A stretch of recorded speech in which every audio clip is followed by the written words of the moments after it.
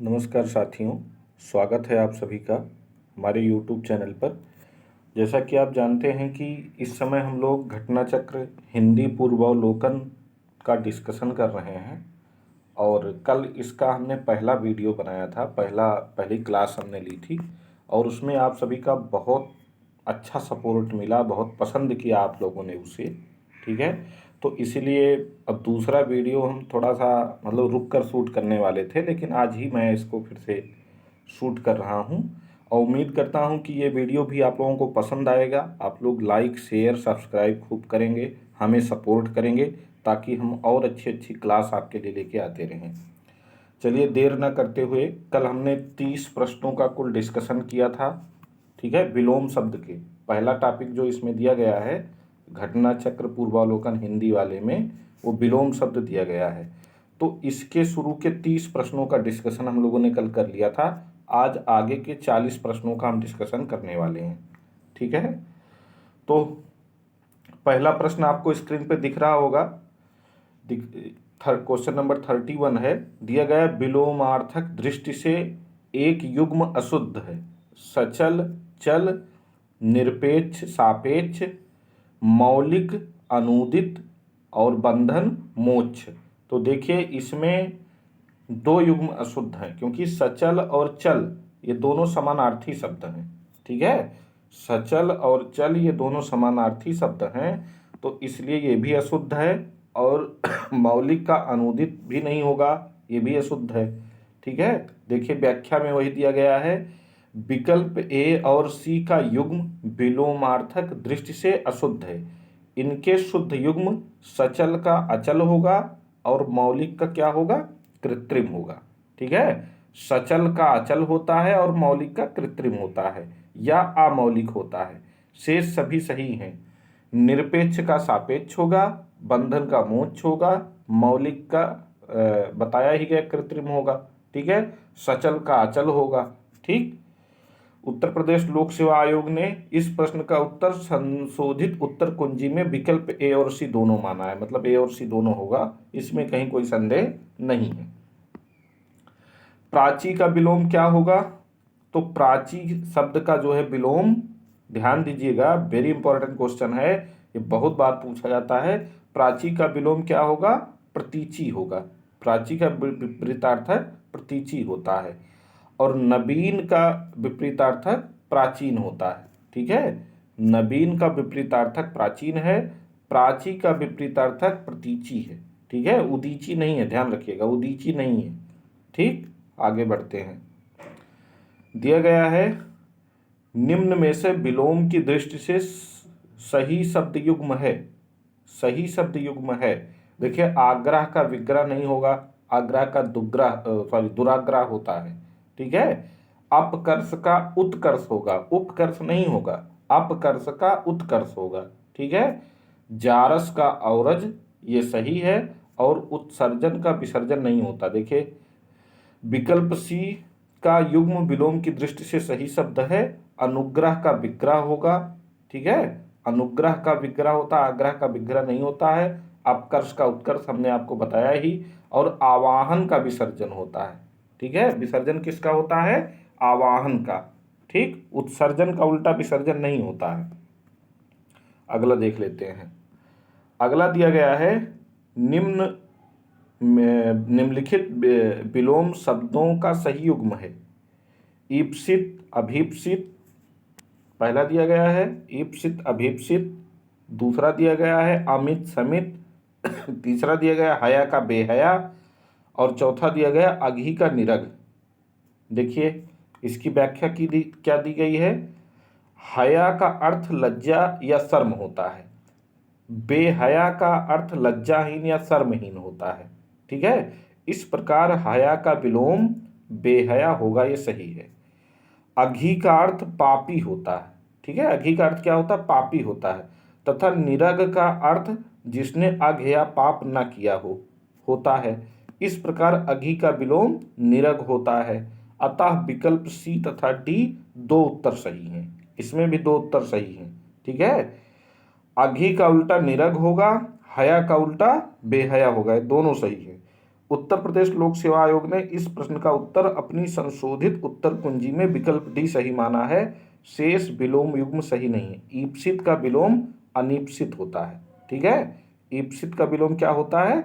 अनीप्सित होता है। ठीक, अभीप्सित नहीं होता है। चलिए अगला देखते हैं। अगला देखिए, दिया हुआ है क्वेश्चन नंबर 34 था ये ना, 35 देखिए क्या दिया हुआ है। 35 दिया हुआ है, निम्न में से विलोम शब्दों की दृष्टि से एक युग्म गलत है, वह कौन सा है? मौन का मुखर होगा, ये सही है। शानदार का शर्मनाक होगा, ये भी सही है। बर्बर का सभ्य होगा, ये भी सही है। अनुचर का परिचर नहीं होता है। अनुचर परिचर दोनों समानार्थी शब्द हैं। ठीक है, अनुचर और परिचर दोनों समानार्थी हैं, तो यही डी वाला अशुद्ध है। अगला देख लेते हैं। विलोम की दृष्टि से इनमें से एक युग्म गलत है, वह है, एक युग्म गलत है विलोम की दृष्टि से। ठीक है, तो वह युग्म कौन सा हो सकता है? देखिए, अमित का परिमित, ये सही है। ठीक है, सत्कार का तिरस्कार, सत्कार का मतलब स्वागत करना, तिरस्कार का मतलब अपमान करना, सही ही है। ठीक है, सुख का दुख सही ही है। आच्छादित का परिच्छन्न नहीं होगा, आच्छादित का विलोम अनाच्छादित होता है। ठीक है, आच्छादित का विलोम अनाच्छादित होता है, बाकी सब सही है। ठीक, आगे बढ़ जाते हैं। देखिए अगला दिया गया है क्वेश्चन नंबर 37, एक युग्म गलत है इसमें से। आविर्भाव का विभाव, अपराधी का निरपराध, ये पॉइंट तो आप एकदम दिमाग में बैठा लीजिए। अपराधी का निरपराधी नहीं होगा, अपराधी का निरपराध होगा। ठीक है, ये पॉइंट तो बैठा लीजिए, क्योंकि यहाँ गलत होने की संभावना सबसे ज़्यादा है। अपराधी का विलोम निरपराध होगा, निरपराध। ठीक है, निरपराधी नहीं होगा, अपराधी का विलोम निरपराध होगा। ठीक, उन्मूलन का रोपण, विहित का निषिद्ध, ये सब सही है। आविर्भाव का विभाव नहीं होगा, आविर्भाव का विलोम तिरोभाव होता है। ठीक है, इसको हमने आपको होमवर्क में भी कराया है। अगर जो लोग होमवर्क रेगुलर कर रहे हैं उनको आधे से अधिक क्वेश्चन तो इसमें आ ही रहे होंगे। तो आविर्भाव का तिरोभाव होता है, अपराधी का निरपराध होता है, उन्मूलन का रोपण होता है, विहित का निषिद्ध होता है। चलिए अब देखिए, वही पूछ लिया गया, आविर्भाव का उल्टा क्या होगा? तो तिरोभाव होगा। ठीक है, आविर्भाव का विलोम क्या होगा? तिरोभाव होगा। अगला देख लेते हैं। इनमें से सरल शब्द का विलोम नहीं है, सरल शब्द का विलोम नहीं है। सरल का विलोम वक्र भी होता है, सरल का विलोम कुटिल भी होता है, सरल का विलोम कठिन भी होता है। वक्र का उल्टा हम जानते हैं ऋजु होता है ना, ऋजु। वक्र का उल्टा ऋजु होता है। ठीक है, तो ऋजु का मतलब सरल, तो इसका मतलब वक्र का मतलब क्या हो गया? कठिन हो गया। तो सरल का विलोम विरल नहीं होगा, सरल का विलोम वक्र कुटिल कठिन है। विरल का विलोम क्या है? सघन। विरल का मतलब होता है जो दूर दूर हो, और सघन का मतलब जो घना हो, पास पास हो। ठीक है, आगे देख लेते हैं। सरल का विलोम है, फिर से वही आ गया, तो सरल का विलोम कठिन है। अगले क्वेश्चन पे आ जाते हैं। देखिए अगला दिया गया है, क्या दिया गया है? निम्नलिखित में विलोम शब्दों का सही युग्म है, एक युग्म सही है, वही आपको बताना है। देखिए गणतंत्र और लोकतंत्र दोनों समानार्थी हैं, तो हो ही नहीं सकता है। ठीक है, आग्रह का उल्टा विग्रह होता है। ठीक है, ये भी नहीं हो सकता है। सॉरी, आग्रह का उल्टा दुराग्रह होता है। ठीक है, आग्रह का उल्टा दुराग्रह होता, तो ये भी नहीं हो सकता है। थोक का उल्टा परचून होता है। ठीक है, थोक का विलोम क्या होता है? परचून होता है, तो ये भी नहीं हो सकता है। तो आकीर्ण का विलोम प्रकीर्ण होगा, केवल यही सही है। थोक और परचून परस्पर जो है एक आप कह सकते हैं समानार्थी शब्द हैं। ठीक है, थोक का विलोम परचून नहीं होगा, थोक का विलोम क्या बोलते हैं? फुटकर होता है। ठीक है, थोक का विलोम फुटकर होता है। तो थोड़ा सा इसको आप कंफ्यूज हुए होंगे, फिर से बता देता हूँ। आग्रह का विग्रह नहीं होता, आग्रह का दुग्रह होता है। गणतंत्र और लोकतंत्र दोनों समानार्थी हैं, इसका उल्टा राजतंत्र होगा। ठीक, आकीर्ण का विलोम विकीर्ण सही है। थोक और परचून भी समानार्थी हैं, थोक का उल्टा फुटकर होगा। देखिए यही दिया गया, विकल्प सी का युग्म विलोम की दृष्टि से सही है। आग्रह का विलोम दुराग्रह होता है, गणतंत्र का विलोम राजतंत्र होता है, थोक का विलोम फुटकर होता है। ठीक, निम्नलिखित में से विलोम की दृष्टि से सही युग्म है। देखिए अधिष्ठित का प्रतिष्ठित नहीं होगा, आस्था विश्वास समानार्थी हैं, ये भी सही युग्म नहीं है। ठीक है, असूया का अनुसूया होता है, ये सही है। प्रमुख का विमुख, ये भी सही नहीं है। ठीक है, आगे देखिए व्याख्या में इन्होंने क्या दिया है, असूया का विलोम अनुसूया होता है। ठीक, इस दृष्टि से विकल्प सी सही है। अन्य विकल्प के युग्म त्रुटिपूर्ण है। अधिष्ठित का अनधिष्ठित होगा, अधिष्ठित का क्या होगा, अनधिष्ठित। बहुत ध्यान से एक एक शब्द को समझना है, क्योंकि ये हिंदी है। हिंदी में वही है कि सावधानी हटी दुर्घटना घटी वाली स्थिति होती है, ध्यान नहीं देते हैं, चीज़ें गलत हो जाती हैं बहुत जल्दी। ठीक है, तो आस्था का विलोम अनास्था होगा, प्रमुख का विलोम सामान्य होगा। प्रमुख का मतलब जो बहुत खास हो, और सामान्य का मतलब जो साधारण हो। अगला देखिए क्या दिया गया है, अगला दिया गया है निम्नलिखित में से विलोम शब्दों की दृष्टि से एक युग्म गलत है, वह है। गलत युग्म कौन सा है, विधि का निषेध, आवाहन का विसर्जन, ठीक है, अमीय का हलाहल, अमीय का मतलब अमृत, हलाहल का मतलब विष। ठीक है, आग्रह का दुराग्रह होगा, अभी ऊपर हम लोगों ने पढ़ा ना, तो ये गलत है। तो आग्रह का विलोम दुराग्रह होता है, विधि का निषेध होता है, याद कर लीजिए, आवाहन का विसर्जन होता है, याद कर लीजिए, अमीय का हलाहल होता है, याद कर लीजिए।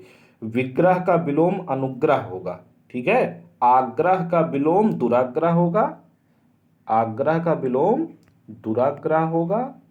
ठीक, और विग्रह का विलोम क्या होगा, अनुग्रह होगा। इसको याद कर लीजिए, विग्रह का विलोम क्या होगा, अनुग्रह। ठीक, समझ गए, शेष युग्म सही है।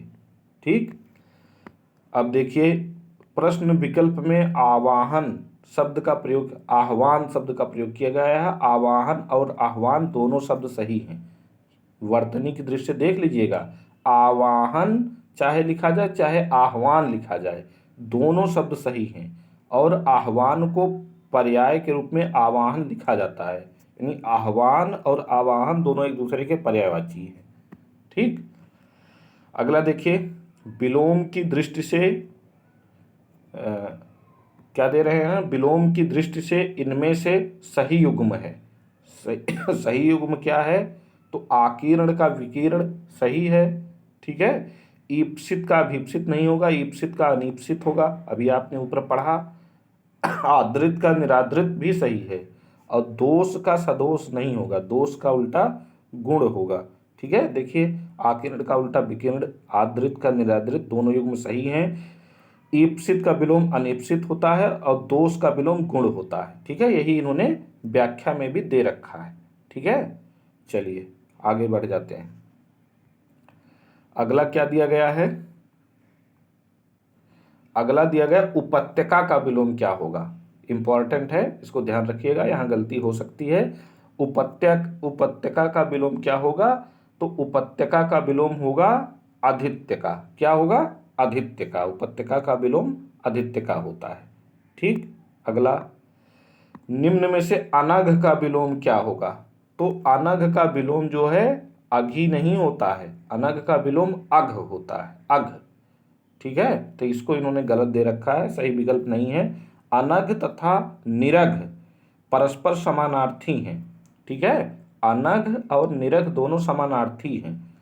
अघी का विलोम निरघ होता है, अघी का विलोम क्या होता है, निरघ। अघी का विलोम, इसका विलोम निरघ होगा, और अनघ का विलोम अघ होगा, आघ, अघ। ठीक है, अनघ का विलोम अघ होगा, अघी का विलोम निरघ होगा। निष्पाप पापी का कृति आकृति का विलोम है, निष्पाप जो है पापी का है। ठीक है, निष्पाप पापी का विलोम है, और कृति आकृति का विलोम है। अस्तब्ध के लिए सही विलोम कौन सा है, आस्तब्ध है। कौन सा है, आस्तब्ध। स्तब्ध के लिए सही विलोम आस्तब्ध है। ठीक है, इसको ध्यान रखिएगा। अनस्तब्ध नहीं होगा, स्तब्ध का आस्तब्ध होगा। व्याख्या में क्या दिया गया है, अस्तब्ध शब्द का विलोम आस्तब्ध होता है, लब्ध का विलोम प्रदत्त होता है। लब्ध का विलोम क्या होता है, प्रदत्त। ठीक है।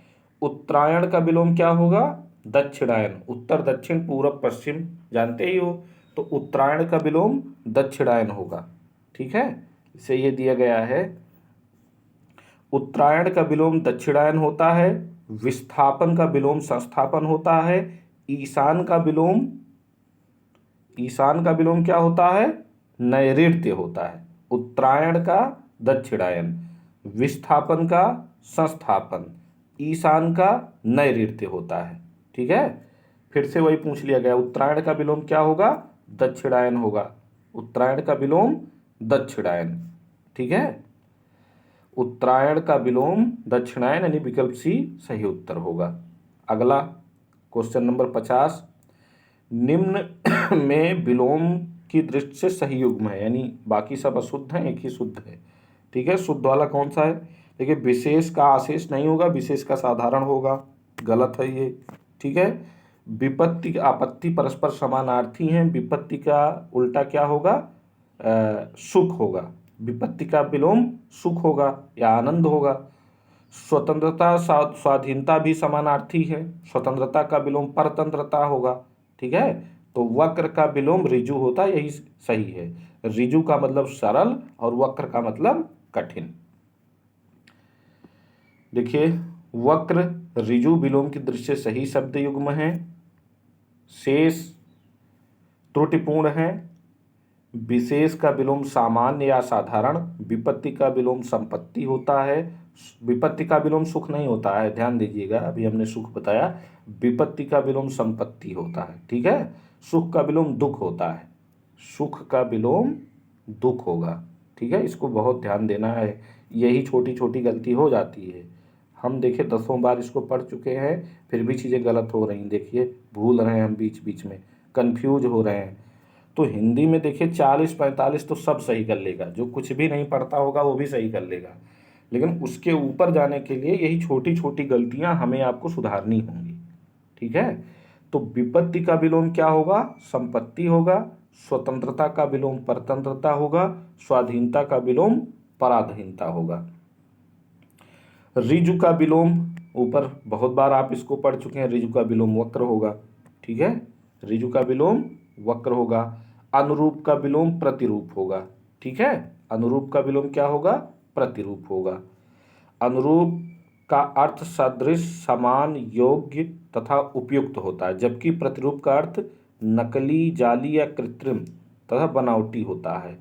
ठीक है, आगे देखिए क्या दिया हुआ है, अपरूप का अर्थ भद्दा रूप, कुरूप, बदशक्ल होता है अपरूप का। ठीक है, विरूप का अर्थ जो है कुरूप, भद्दा, श्रीहीन तथा शोभाहीन होता है। इस आधार पर अनुरूप का विलोम प्रतिरूप हो सकता है। चलिए अगला देखिए, इन्होंने दिया है तृष्णा का विलोम क्या होता है, तो तृष्णा का विलोम वितृष्णा होगा। तृष्णा का विलोम क्या होगा, वितृष्णा होगा। दीर्घायु का विलोम क्या होगा, अल्पायु होगा। ठीक है, दीर्घायु का विलोम अल्पायु होगा। वही देखिए दिया गया है, दीर्घायु का विलोम अल्पायु होता है, चिरायु दीर्घायु का समानार्थी है। ये जो है चिरायु दीर्घायु का समानार्थी है। नश्वर का विलोम अनश्वर तथा क्षणिक का विलोम क्या होता है, शाश्वत होता है। ठीक है, क्षणिक का विलोम शाश्वत होता है।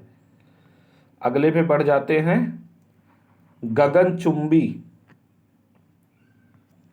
गगनचुंबी सर्वथा विलोम शब्द है, इसका क्या होगा, तल स्पर्शी। गगनचुंबी का मतलब आकाश को चूमने वाला, और तल स्पर्शी का मतलब तल, भूतल को स्पर्श करने वाला।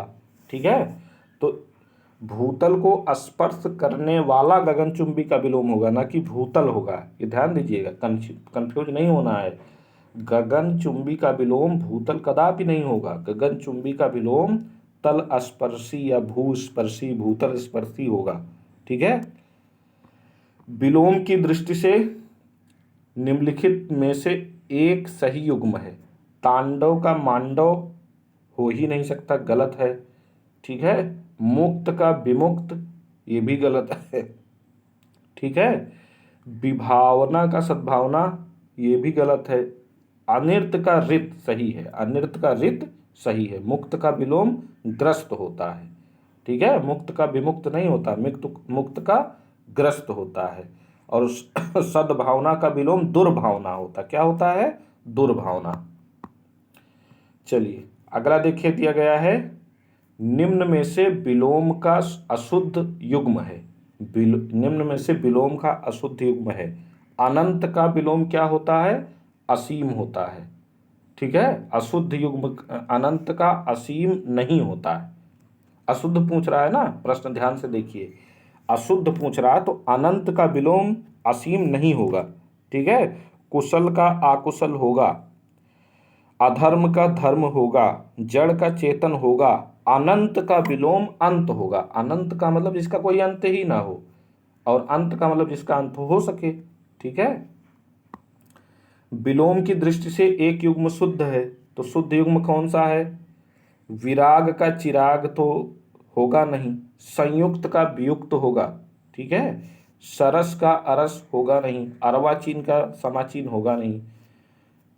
तो देखिए इसको थोड़ा सा समझ लीजिए अच्छे से, ये भी बहुत गलत हो सकता है, इसमें गलतियां हो सकती हैं। विराग का विलोम अनुराग होगा, ठीक है। सरस का विलोम नीरस होगा। सरस का मतलब जिसमें रस हो, और नीरस का मतलब जिसमें रस ना हो, ठीक।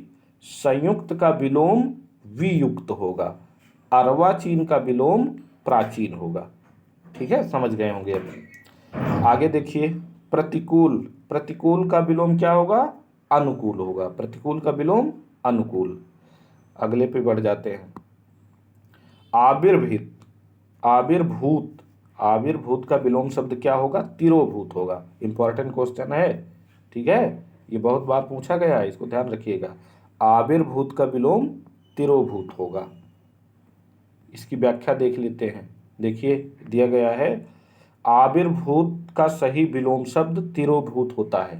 अनास्था, अनेकता, अनावृष्टि का विलोम क्रमशः आस्था, यानी अनास्था का विलोम क्या होगा? आस्था होगा, ठीक है। अनेकता का विलोम एकता होगा, और अनावृष्टि का विलोम अतिवृष्टि। अनावृष्टि का मतलब कम बारिश होना, और अतिवृष्टि का मतलब क्या होगा? बहुत बारिश होना, अति हो जाना।